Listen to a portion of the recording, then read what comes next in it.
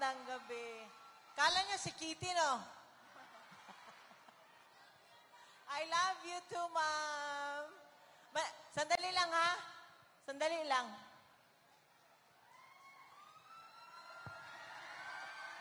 Praise mo muna. Magandang gabi ho sa inyong lahat. Magandang gabi sa mga supporters ng Duterte. 10 na lang tayo. 10 na lang. Nasubukan na natin sila eh. Wala namang ginawa eh. Pang-aapi lang nga, di ba? Saan ba ako mag-umpisa, ma'am? Parang gulong-gulo ang isip ko. Hindi ko alam saan mag-umpisa. So, since si Pastor Kibuloy nag-invite sa akin dito, gusto nyo makarinig ng kwento? Okay. Alam nyo, hindi pa pinapanganak si Veronica.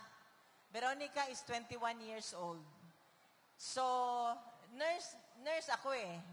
Nagtapos ako ng nursing dito sa Pilipinas. Gusto ko sumubok sa Amerika. So, nagpunta ako doon. Challenge ko yung board exam, nursing licensure board exam ng nursing doon sa Amerika. Tapos, ano ba nangyari? Doon, wala akong matirahan. Doon ako pinatira nila pastor sa bahay nila. Ang ginawa ko doon, mag-review lang, aral ng aral. Sabi ko, kasi pag hindi ako nag-aral, hindi ko ito maipasa, mahal ang bayad. So, aral na ako ng aral, doon ako nag-aral. Alam mo, doon ko na-experience, alas 4 ng madaling araw, gising na sila, nagpe-praise and worship na sila. Tapos, bago matulog sa gabi, mga after dinner, ganun din, nagba-Bible reading, tapos praise and worship. So, nakita ko rin sa kanila, yung ginagawa nila sa mga, lahat ng members. Ma'am at sir, ang ginagawa nila, tinuturuan nila paano maging mabuting tao, paano magtrabaho, paano mag-contribute. I mean, kung meron kang talent, i-develop yung talent mo. Kagaya nung nandun sa yung nandun sa Hague, si Anton, saka ko lang nalaman, hindi pala yun siya reporter or newscaster. Ministro pala yun.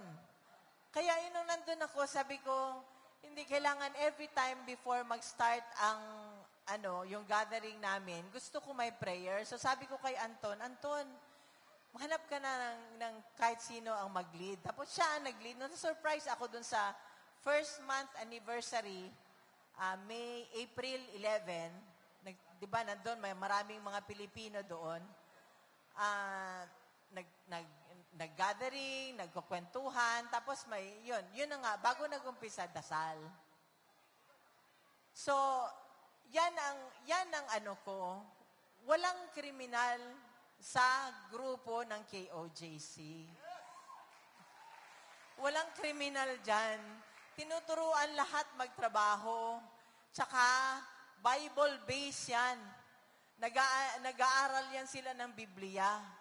Kumakanta lang yan sila ng mga Christian song. Naalala ko nga nung birthday ni Pastor.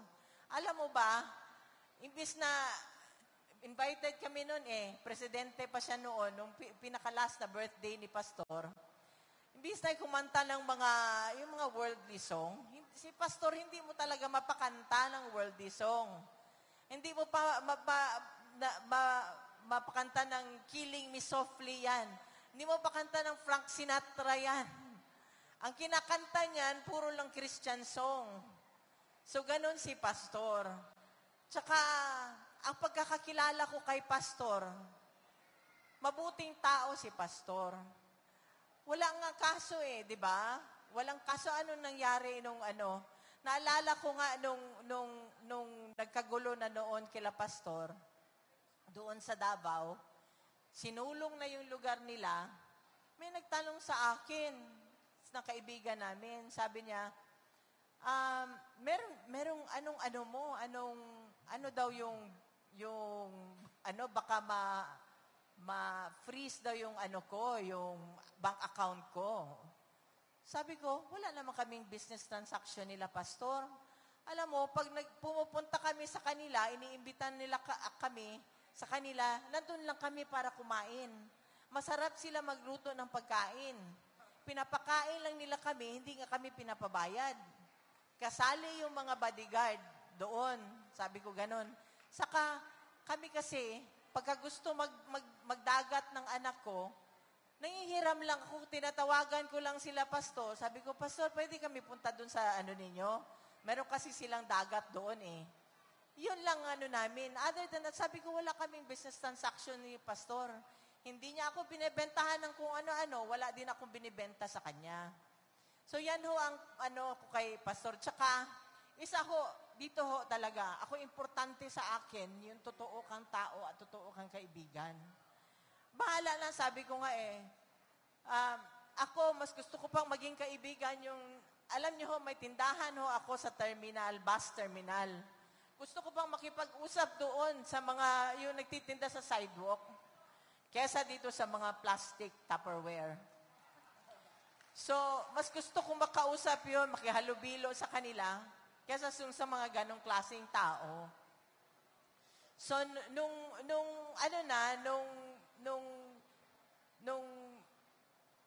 sabi ko nga nandito pa siya sa, Pilipinas, sa Davao pa.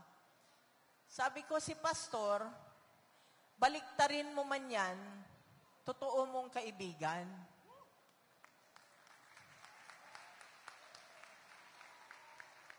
Inoferan man siya ng pera, hindi mo nila kayang bilihin. Totoo mong kaibigan. Kinulong na nila, kaibigan mo pa rin. Yun ang sabi ko kay PRD noon. So, yan ho, dyan nyo na ho makita kung anong klaseng tao, yung bang hindi ka lang mabuti porket habang nasa baba ka pa. Makita mo yung totoong pag-uugali ng tao pagkat nandun na siya sa taas na. Nag-iiba ho ang ugali. Alam niyo ho, nung nanalo siyang presidente, grabe ang dasal ko. Sabi ko, Panginoon, help me to be humble. Kasi ayaw ko ayaw ko yung madala ko. Kaya, I stick to my old friends. Hindi ako, marami yun noon na nag-iimbita porket naging presidente na siya, si ganito, ayaw ko na lang bagitin. Diba? Ayaw ko na lang bagitin, pero nag-iimbita. Hindi ho ako ganun na tao. Kaya nagtatago ako kasi ayaw kong maimbita sa kung saan-saan na ayaw kong puntahan. Ayaw kong makipagplastikan. Buti pa dito. Alam ko, totoo yung kaharap ko. Di ba? Buti pa to. Pag palakpak. Pag sinabi mo, pangit ka, Hanilet. Sasabihin nyo, di ba? Ayaw ko ng bahala na yung hindi. Ang karamihan ngayon, ma'am, nung panahon ni former president, nakapuntot. Bigla ka na lang magulang. Kaibigan ba namin to? Bakit biglang nandyan na lang, di ba? Ngayon, ma'am, wala na sila, ma'am. Okay lang, ganun talaga. Wala na. Okay lang yung wala na. Ang problema, gawaan ka pa talaga ng masama. Kagaya ng ginawa nila ngayon kay former president. Alam mo, ma'am, hanggang ngayon para sa akin parang bangungot. Kasi kidnapping talaga yun eh. Hindi ko akalain na pwede ka palang tanggalin, ilipad ng ibang bansa na wala kang passport. Kasi nung time na yon, miski nagaling kami sa Hong Kong, yung yaya ni Kitty yan na yaya ni Mira ngayon, that means 21 years na siya sa amin. Sabi ko, kasi ilang araw ng absent, binook ko na yung flight nun pabalik ng Davao. So, ibang gamit namin, dinala na niya. So, kaya nung nagtaka ako, sabi ko, nung nandun kami sa Villamor, ma'am, paikot-ikot ako. Ako ang lumalabas eh. Natulog na lang si PRD noon kasi maaga yung flight namin, natulog siya doon sa sofa. Nakita niyo yung litrato nun, di ba? Sa sofa siya natutulog. Ako, labas ako dito sa exit na to, labas naman ako doon, di ako mapakali. Kasi gusto kong malaman anong mangyayari, ano ba talaga. So yung isang lawyer doon, tinanong ko, sabi ko, attorney, anong papeles na? Sabi niya, ma'am, ayaw ipapasok ang papeles para document yun na pirmahan niya para madala sa Supreme Court. So, tapos sabi niya, attorney, paano yan? Halika, labas tayo, kunin natin. Tapos sabi niya sa akin, may nagawa ng paraan. Nagawa ng paraan, meron daw kaya pala matagal, kasi ang kapal, ganito kakapal. Hindi ako mapakali, tulog kasi siya Ikot ako dito, nagtaka ako, bakit may eroplanong maingay sa labas? Na umaandar, hanggang umaga yon, magmula pagdating namin doon, hanggang gabi na yon. So, yun, nung napuslit ko, yung napirmahan na yung document, di ba kita nyo nang nangyari? From paglabas namin, di ba kitang, wala namang, sino ang hindi nakakita nun? Sino ang hindi nakakita? Lahat, di ba? Napanood nyo lahat, di ba? Di ba? Nasa social media lahat.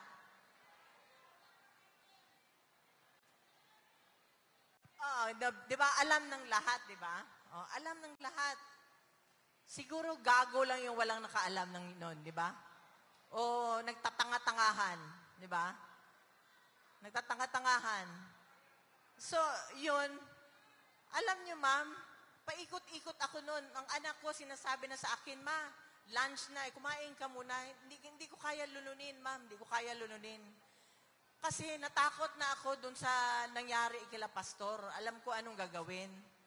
So tumatakbo na yung isip ko. Hindi ako mapakali. Labas ako.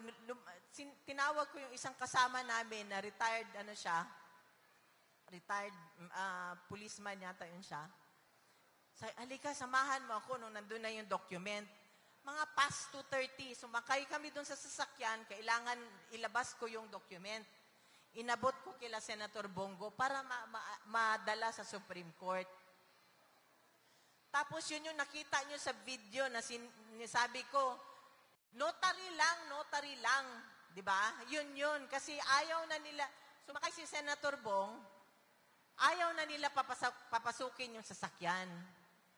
So kaya yun, bumalik ako doon sa loob, hanggang gabi na, pinapakuusapan namin, sabi ko, di ba, narinig nyo, miski awa na lang, 80 years old. Di ba, miski awa. Wag na yung pagmamahal, awa na lang. Hindi nyo na nirespeto Miski awa na lang, sabi ko ganon. Doon sa yung lalaking, mukhang, ewan ko. Sabi ko, miski awa na lang. So, hindi siya, walang nangyari, di ba? Hanggang kinuha siya. Tapos, kasi pinapalibutan nila kami Hindi makakilos. Hanggang ganyan lang yung, hindi ka makaganyan, kasi nandyan sila dikit na dikit Hindi ka makasipa. Nung nakita niya na naharas na kami ni Kitty, kasi ginagano na nila, hiniwalay na nila si Veronica sa akin Kaya sabi ko, balik niyo yung anak ko. Sabi ko ganon, di ba? Pati ako, nakita niya, gumanyan na si former president. Gusto niya magpaposas. Sabi ko, wag, masakit yan. Sabi ko, wag. Wala na, nagkusa na lang siya. Kumusa na lang siya pumunta doon. Kaya, sigaw na lang ako, bong. Sabi yung mga lawyers, para samahan, kasi pinipigilan kami Wala na talaga akong magawa. Kaya ayun, nung time na bago pa lang, di ba, bago pa lang kami bumaba ng eroplano, Gusto niya na kami pauwiin. Kasi ayaw niya makita ng anak ko ni Kitty. Pero sad to say, nakita niya talaga. So yun, natangay na siya. Biruin mo, ilang oras kami doon? 10 oras ba kami? 10 oras kami. Di ba? Tapos, may isang paek-ek. 10 oras kami doon. May dapat ginawa ka. Di ba? May dapat nagawa ka. Alam mo yung anak ayaw papasukin. Right? Yun ang anak eh. Wala na. Hindi na miski hindi lawyer. May hand ka doon eh. Kasi, related sa iyo yung nakaupo. Di ba? Pero wala ka ginawa. Maraming lumipas na maraming abuses. Doon na lang sa KOJC, maraming abuso na nangyari doon eh. Alam ko yun eh. Di ba? Hinahanap nila doon, nagbungkal na sila ng property doon na hindi kanila. Pero walang ginawa. Ngayon, magpa-ek-ek ka. Di ba? So, yun ang ko. Kasi ang bilin talaga sa akin ni Presidente, sa amin, sabi niya, 10, Duterte.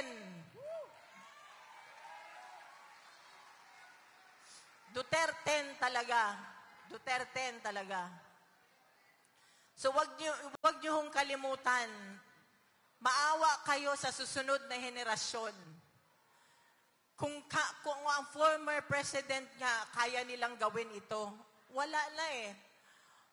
Ultimo tayo, wala tayo eh. Ako, contributor ako ng SSA, ng PhilHealth, wala na, di ba? Wala na eh. Parang walang ibang tao dito sa Pilipinas, sila lang. Parang ang buhay mo at buhay ko, buhay na anak mo, baliwala. Di ba? So, kailan tayo? Kailan tayo kikilos, di ba? Parang sabi ko nga kanina doon sa kasama ko sa loob, hindi kaya mas mabuti pa sa China, si communist, pwede magsalita. Ngayon, magsalita ka lang, kung ano-anong gagawin sa inyo, ang mga vlogger, anong ginagawa? Di ba? Social media, yan ang free, yan ang binigay sa atin. Hindi mo kailangan magbayad sa isang mainstream media para makapagsalita sa social media. Ngayon, pinagbabawal nila yan. Baka sa sunod, paghinga ninyo, bawal na.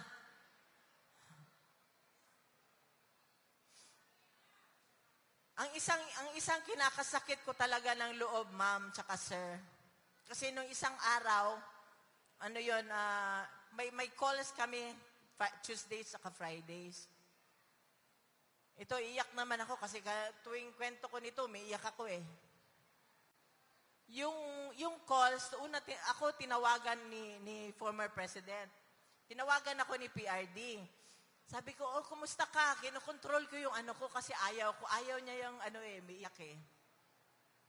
Alam niya ako iyakin. Sabi ko, kumusta ka? Usap-usap. Ay, si pala, ganito, lahat, kwento-kwento ko. Ay, si Kitty nag-text, sabi niya, sinabihan ba naman ako ni Kitty na, Ma, may importante ka bang sabihin kay Dada? Kasi kung wala, ako na lang daw. Siya na lang daw.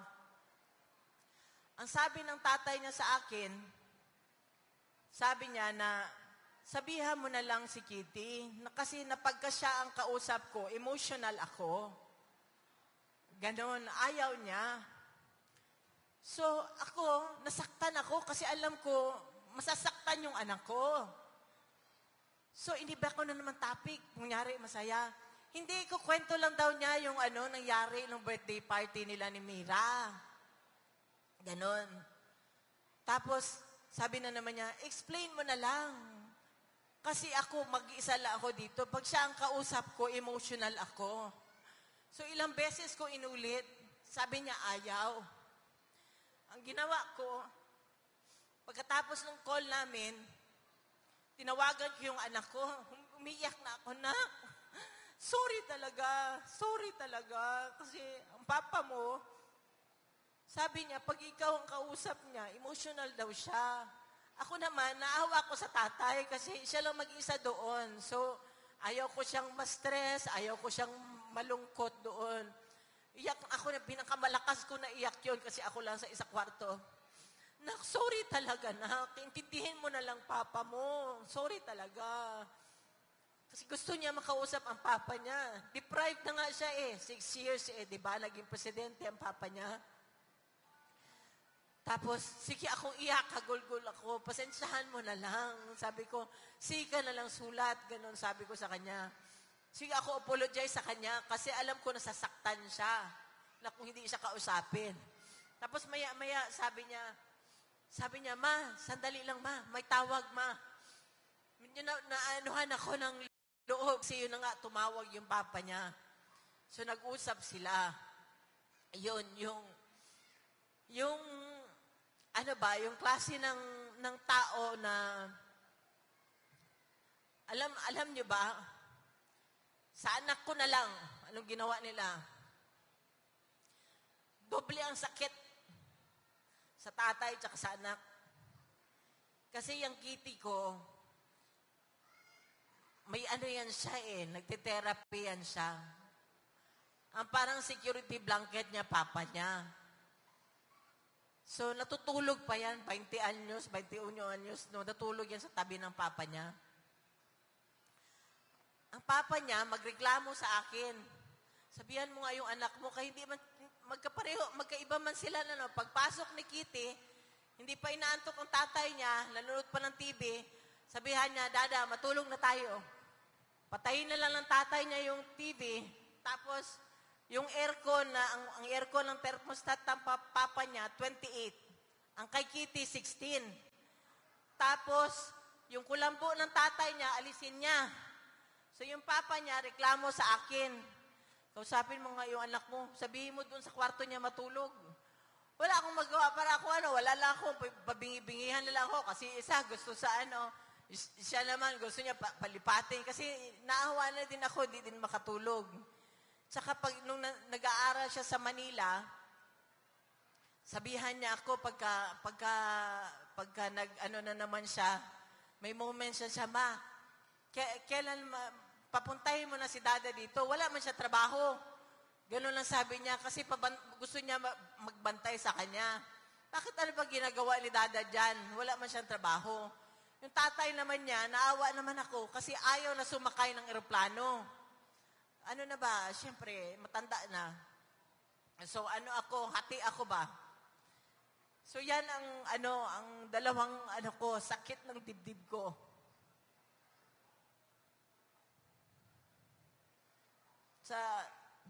Kay former president tsaka sa anak ko.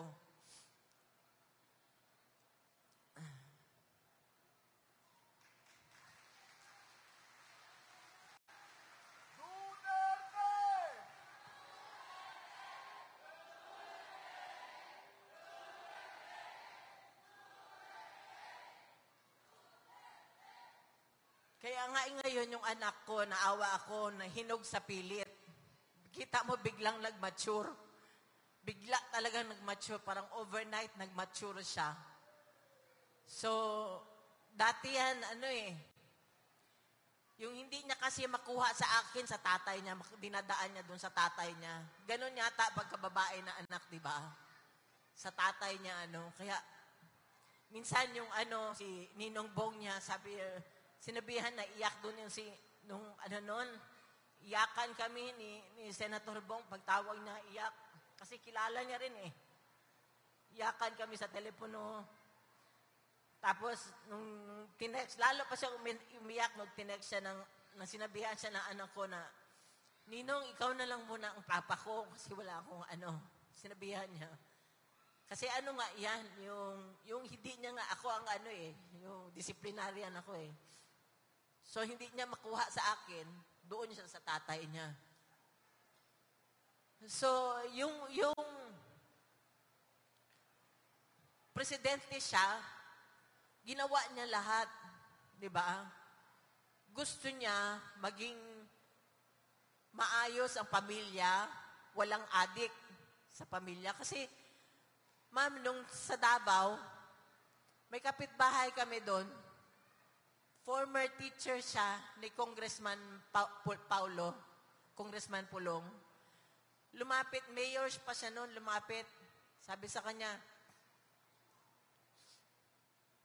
natatakot daw silang mag-asawa kasi adik yung anak nila. Sila ang nag-aaway pagka kunyari napagalitan, bakit mo pinagalitan? Gising sila buong gabi, adik yung anak nila eh. Takot sila gurgurin eh. Yun ang ano niya. Naalala ko nung pag-ikot namin, halos lahat nun may placard, di ba? Mayor, abiyanan ko, adik. Lahat, di ba, no? Nung naalala nyo, 2016. Alam mo, ako lang talaga ang nag-refuse. Hindi ako nagpakalbo, di ba? Kasi naaway ko siya nun eh. Alam ko kasi magtatrabaho siya eh. Wala siyang pakialam.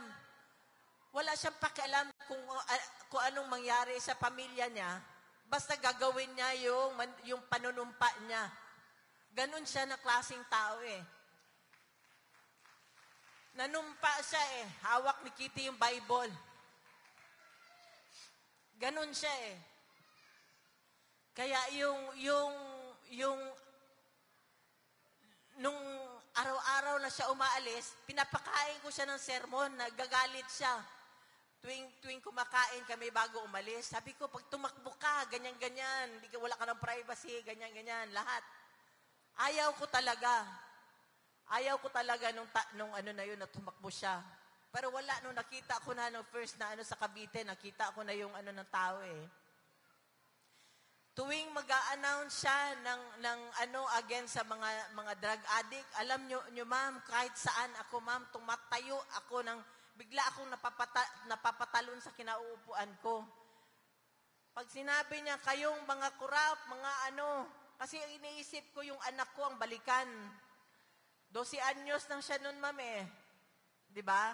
Yun ang ano ko kasi siya lang yung ano eh, siya yung minor, walang posisyon sa gobyerno. So yun ang ano ko, alam ko talaga yung panunumpa niya, gagawin niya talaga. Kaya ayun, lahat ng mga may sakit, ang PGH, magkano ang budget nun? 'Di ba ang sabi ng doktor nun, kala nila ang 100 million na budget is one time lang, monthly yun. Napupunta sa mga may sakit kasi alam niya yan eh. Nung mayor siya, alam niya ang pinakaunang inilalapit ng tao, mayor, na ospital, may sakit ang nanay ko, mga ganun, di ba? Wala talaga, katawan yan ng tao eh. Hindi mo maano yan. Lahat ng pamilya, pag yan ang dumating, kahit na gaano karaming ipon mo, 'di ba? Talagang mawawalan ka pag yan ng ano. Kaya nga sinabi, health is wealth. Pag nagkasakit na, wala na tayo. So yan ang ano, sabi ko nga eh, kung sino pa sabi ko, buti pa nag-ano ka, naging gago ka na lang ng presidente ka. Mas hindi pa siguro masakit, no? Sana ko, sabi ko, nag-ano ka na lang, nangurakot ka na lang, kung ano ginawa mo. Pero hindi eh. Miski na pagod siya, pinilit niya talaga. Miski na sa edad niya, pinilit niya, pinupuntahan niya. Miski na sa Marawi, alam niyang delikado na pumunta siya, lumilipad siya, papunta doon. Di niyo ba yun alam? Di ba? Lahat ng ano pinipilit niya, sinagad niya talaga yung katawan niya. Nasagad talaga ang katawan na sulit talaga yung pinasweldo nyo. Sabihin ko sa inyo, sulit talaga.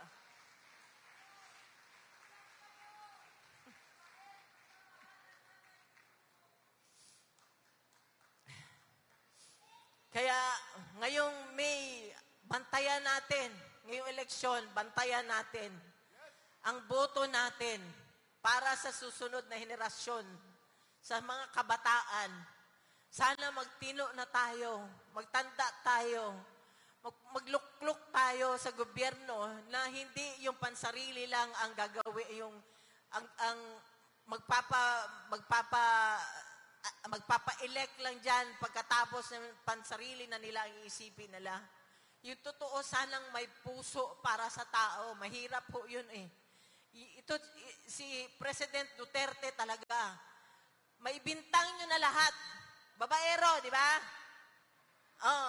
Pero yan, patriotism, di mo maano yan sa kanya. In fact, pwede ko sabihin pa, mas minahal pa niya kayo ang bansa kaysa sa amin. Kasi hindi niya inantala ang sa family. Hindi niya inantala na makidnap ba o maano ba ang pamilya. Salamat, ma'am. Salamat.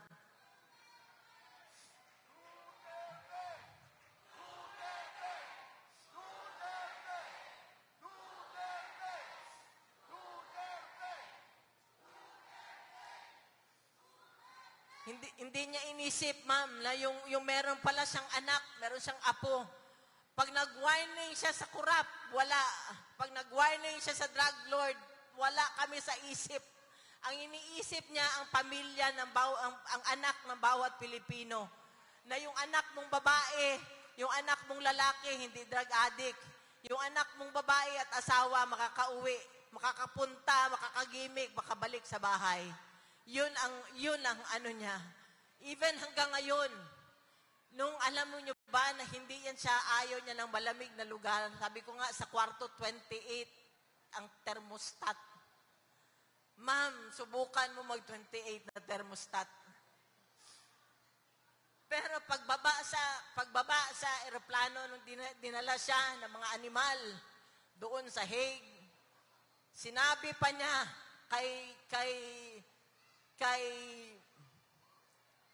ES, wala siyang pera nun, ma'am eh. Wala siyang pera hindi na siya mahawak na pera, hindi niya na alam na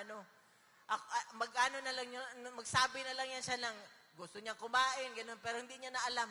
Wala na yan siyang sa pera. Sinabihan pa niya si ES, Bong, bilihan mo ng mga panlamig yung mga Kasi walang mga visa yun, ma'am. Hindi yun ready na pumunta sa malamig na lugar. Inisip pa niya ibang tao sa sarili niya. Kaya yung maya-maya na lang ako, ma'am, talaga. Hindi ko talaga maya-maya na lang ako lumuluha. Sana mahinto ng luha ko. Tulungan nyo na lang ako, ma'am, sa dasal, ma'am, ha? Mga ma'am at mga sir. Salamat. So, ngayong May 11, wag na kayong wag na kayong lumingon pa sa sa ibang Halika dito, ma'am, yung may karatula. Ay, yung likod, yung may sa likod. Ay, yan pala. Yan.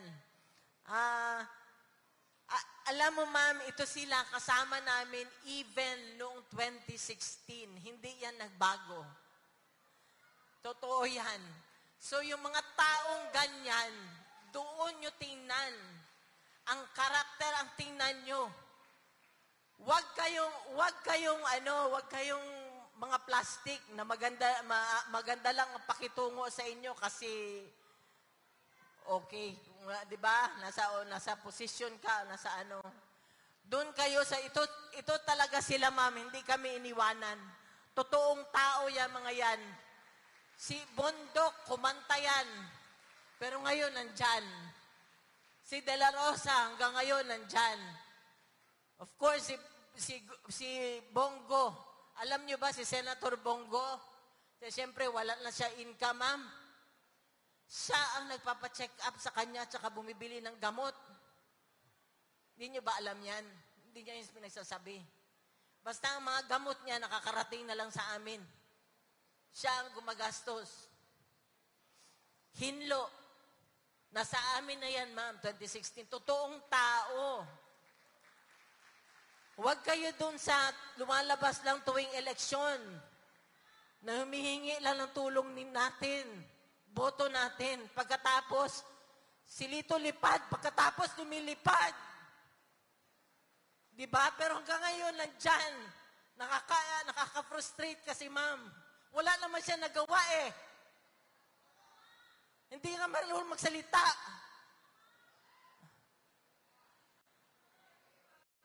Lambino, nandyan na yan.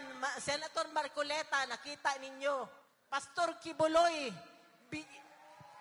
kinulong man nila. Binitay nila. Wala, hindi bumaliktad. Hindi nabibili ng pera. Rodriguez, kita mo anong ginawa, hindi niya matiis. Hindi niya kayang sabayan kang kalokohan. Doon tayo, ma'am.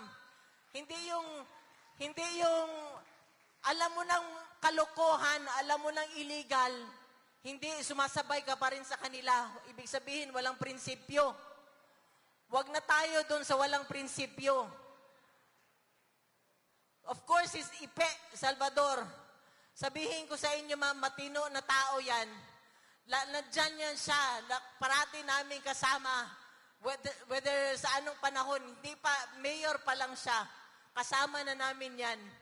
Hindi mo kailangan bigyan, hindi mo kailangan amuin or anong gawain mo para sumama. Wala, yun talagang, ang nanaig talaga is kaibigan.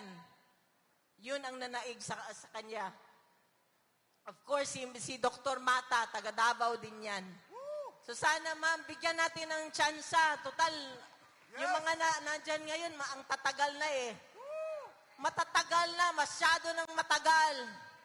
Sobra na sa institusyon. Apo na nga nila, parang sa panahon pa ng lolo ko pa yata yung iba dyan eh. Subukan natin, ma'am. Subukan natin. So, magandang gabi po sa inyong lahat at marami pong salamat. Mabuhay ang Pilipinas at mabuhay ang Pilipino. God save the Philippines. Pagdasalo natin ang Pilipinas. Dasal ang ating sandata ngayon. Dasal ang ating kailangan. Salamat po. Duterte! Duterte! Duterte! Bring him home! Bring him home! Bring him home! Mga kababayan, Miss Hanelet Avancenia! At sa mga oras na ito, hinihiling po namin ng lahat na manatili po tayo dito sa stage kasama ang mga senatorial candidates at representatives ni Pastor Apollo C. Kibuloy. Mga kababayan, alam natin na masakit para sa atin ang iligal na pagka-aresto kay dating Pangulong Rodrigo Roa Duterte. Lahat nadurog ang ating mapuso nang makita natin si Tatay Digong na dinala sa The Hague, Netherlands. Pero sa kabila ng napakasakit na nangyari, nakita ng mga kalaban, nakita ng buong Pilipinas, nakita ng buong mundo ang pagkakaisa ng bawat Pilipino. At ang sigaw ng bawat isa ay Duterte pa rin. Sa mga oras na ito, muli nating ipakita ang pagmamahal natin kay Tatay Digong. Kahit hindi man natin siya kasama, kahit siya ay nag-iisa sa The Hague, Netherlands, siya ay nananatili sa ating mapuso. Kung may mga cellphones po tayo, mga kababayan, i-on po natin ang ating mga flash. Ipakita natin sa buong mundo ang bit-bit nating liwanag sa madilim na Pilipinas. Ipakita natin sa buong mundo na mahal natin si Tatay Digong. Ipakita natin sa buong mundo na ang Pilipinas, Duterte pa rin.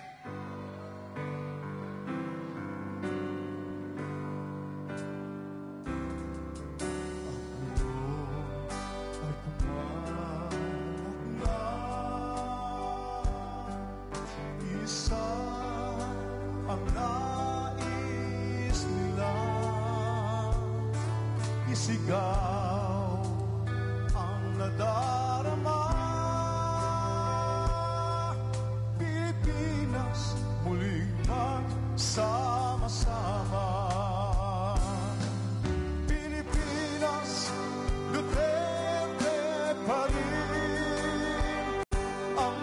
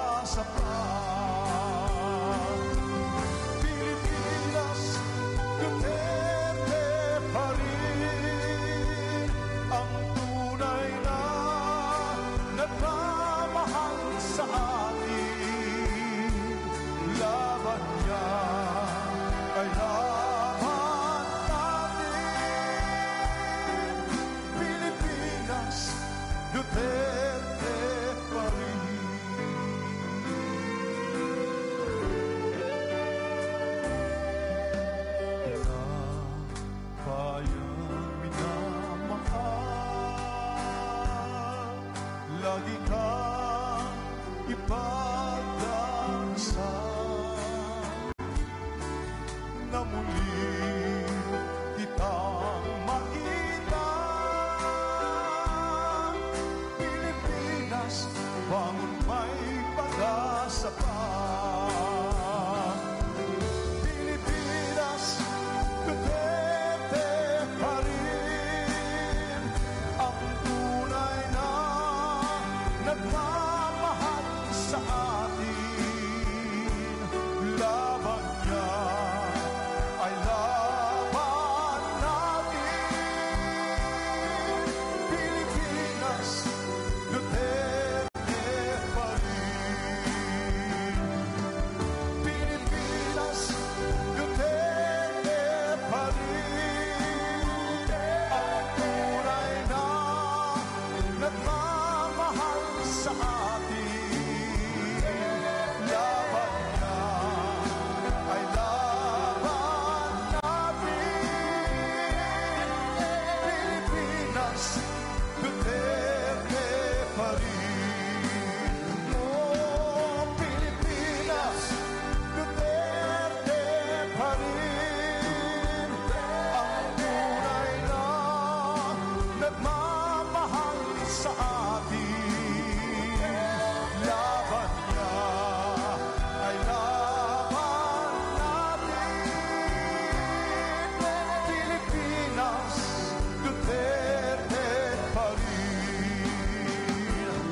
Oh, Pilipinas, Duterte pa rin. Ang tunay na nagmamahal sa atin. Laban niya ay laban natin. Pilipinas, Duterte pa rin. Pilipinas, Duterte pa